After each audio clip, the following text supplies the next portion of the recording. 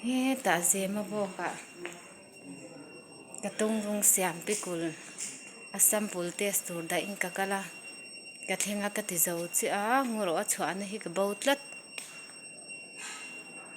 hilai hi ni ka sha ta hian chha tur nya chan hei a building hi lui ve to re u to ka hei covid la ya an thil man lui te a treu mai ni a building hi lui ve to re u khop mai hei tan a mun hi ka va jong na sa to pani chu ka hre thei lo ni chu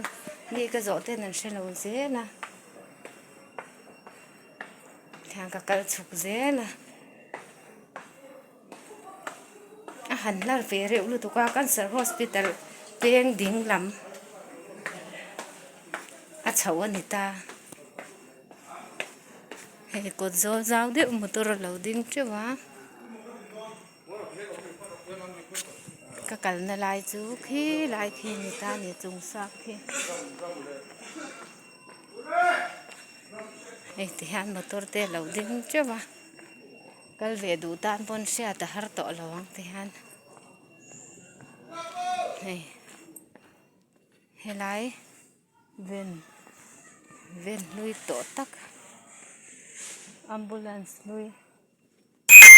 hei ti han treu mai ni ambulance lui pakhat pahnih pathum pali ti han pali ni to hei sokhar motor lui ambulance lui lui trống cheve to khop mai ni tian a mun te hi view nuam em a dam lo te tan pon ha dam thak khu tilaya khwan khu sumo ambulance ni om takani hei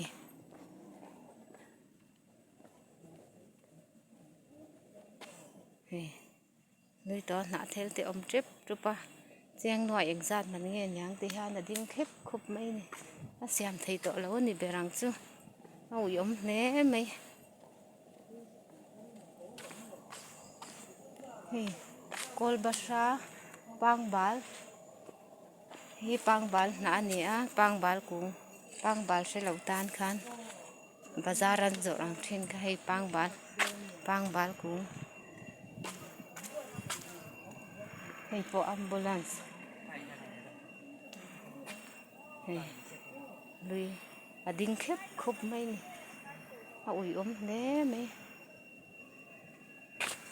hei thing phang ma se lo tan thing phang ma te heng te thing phang ma ku ngani a pangbal kha kan ti lang leang hei pangbal zam zo li zo pangpa hei tan ka kal chuk je la hei beliang nau pang te khan beliang in lo hre lo nge beliang kung ala ra lo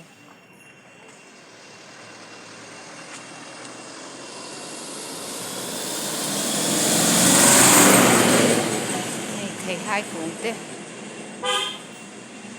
nuam hle mai hei ti han khu kong peng thwa ma lo om ta a hela ma han kan chau ta ni du tok meng